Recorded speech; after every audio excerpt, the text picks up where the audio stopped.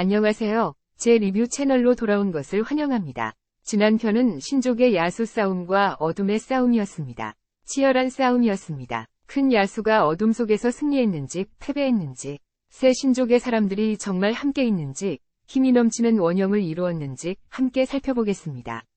그것은 희미한 연기띠로 둘러싸인 영도까지 차가운 용접구처럼 보였다. 그걸 보고 어둠이 미쳐서 참지 못하고 목소리가 가까워졌는데 너희들이 또 나를 봉인하려는 것 같다. 그의 눈은 그의 몸에 있는 용암을 빨아들였고 뜨거운 물 같은 짤랑거리는 소리와 함께 있었다. 백옥은 자기 길들을 대신하여 직언했다. 그래, 우리는 바로 이 순간을 위해 왔다. 더욱 정확히 말하면 우리는 너를 봉인하기 위해 존재한다.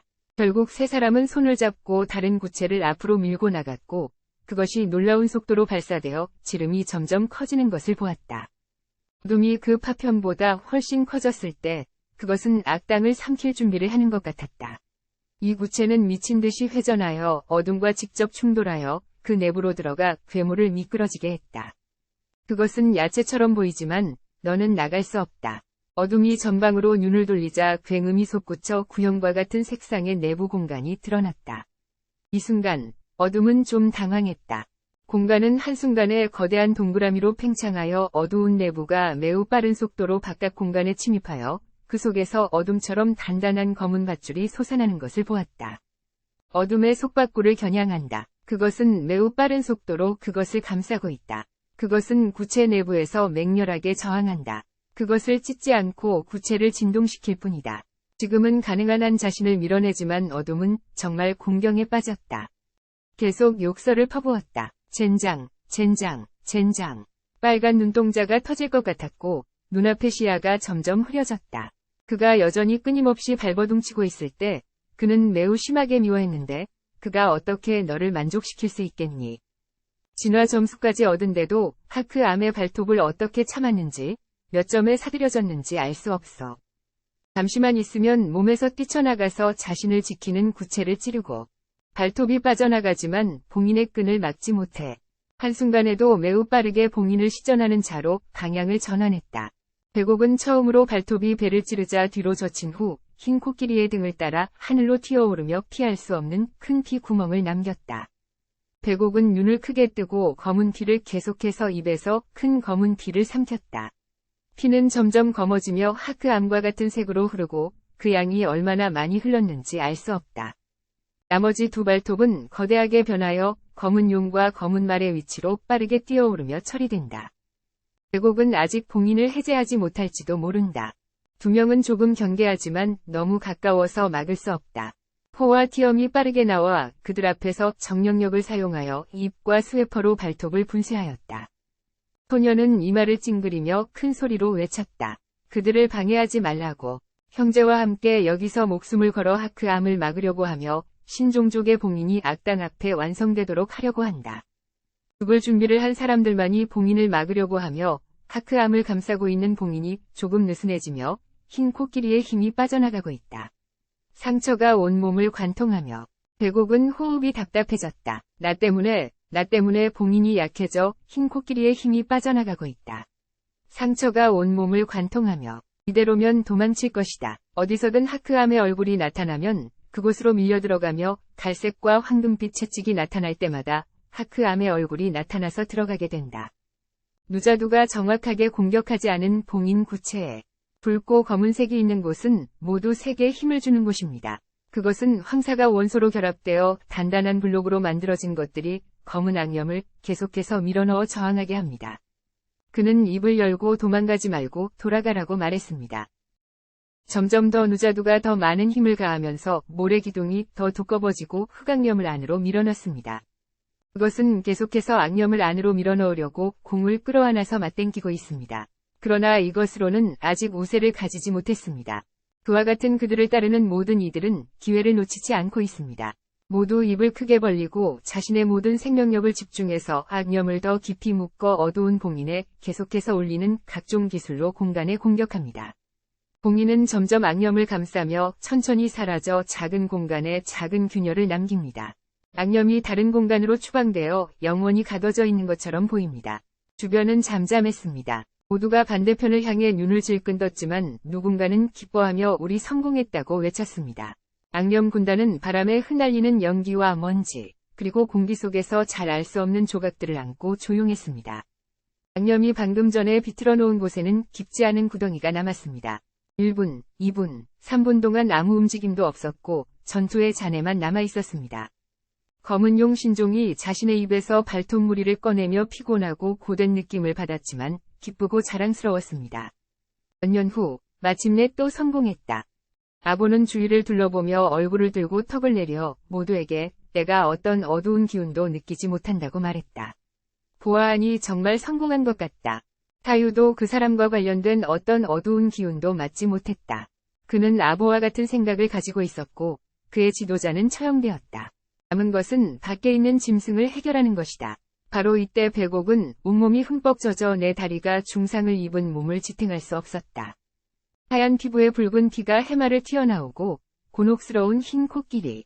상처가 너무 심해서 코끼리를 신족으로 데려가 치료하려고 하는데 거기에서 너무 멀어서 도중에 죽었어.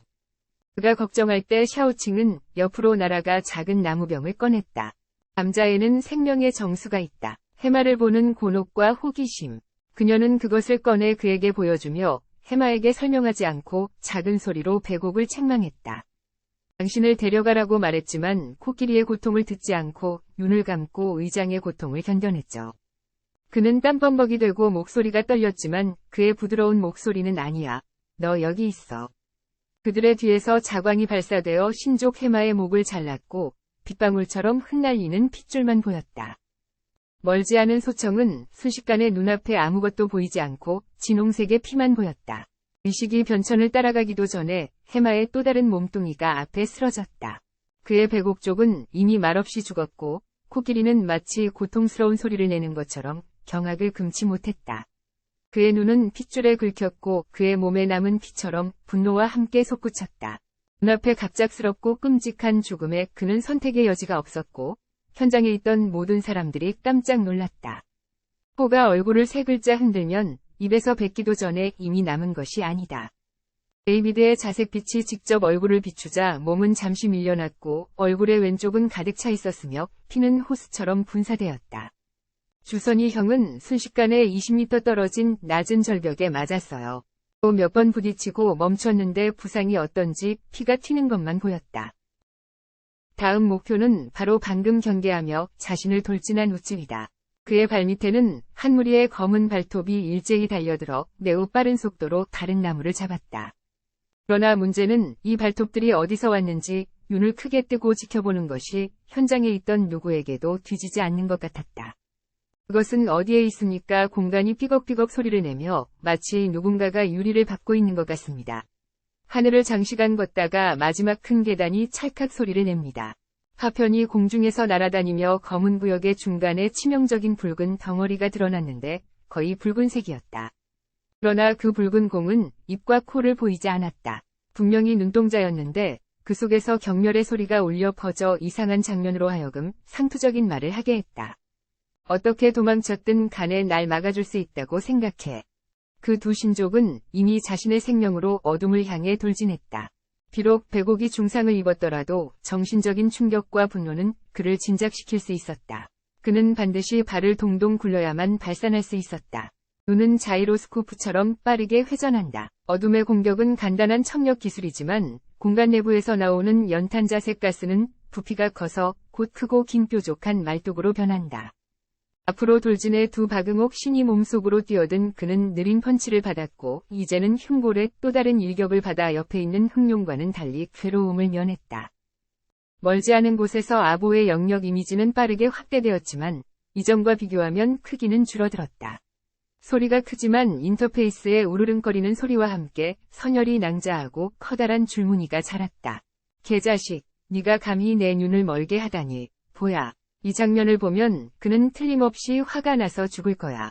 어두운 모양이 순식간에 다른 색깔의 판다로 변했다.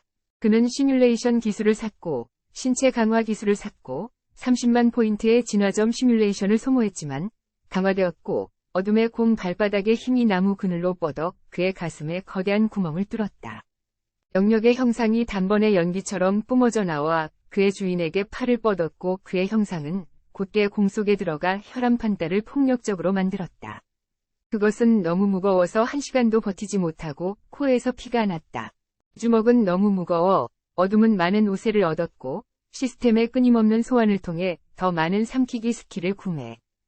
15만 개 진화점 소모. 한순간에 그것은 모래더미처럼 아주 빠른 속도로 연결되는 모양으로 다시 변했다. 그것은 한쪽은 살아있는지 죽은 것인지 알 수 없는 흰 코끼리이고 한쪽은 소리를 내며 저항하는 보물이며 아래에는 검은 용이 있는데 모두 그가 벌린 큰 입에 말려들어 음식으로 삼아 모두 안에 집어넣었다. 날카로운 이빨 2개가 함께 있고 어둠은 자신의 14개 다리를 씹으며 이 나무에 적 동맹을 삼켰다. 잠시 동안 하늘에는 샤오칭 혼자만 남았는데 그녀는 그 발톱들이 그녀의 몸에서 그녀를 매섭게 쳐다보지 않도록 끊임없이 몸을 두드렸다. 그 이상한 것을 그는 삼켰고 다음 샤오칭이 바로 그의 목표였다. 어둠은 도망쳤고 아무것도 그녀 앞에 나타나지 않았고 입을 크게 벌렸는데 그 안에 이상한 흰색이 있는 것을 보았는데 원래 피할 수 없었지만 바보는 곧 달려들었다. 벌린 입의 윗부분을 직접 명중시켰는데 이는 육식동물의 입간의 연결이지 그것이 나타난 것이 아니다. 그 어리석은 양녀를 보면서 그녀는 곧 샤오칭의 이름을 불렀지만 어두운 표정으로 한쪽으로 물러났다. 다음 시합은 먹기가 쉽지 않을 것이다. 그는 얼마나 많은 것을 숨겼는가.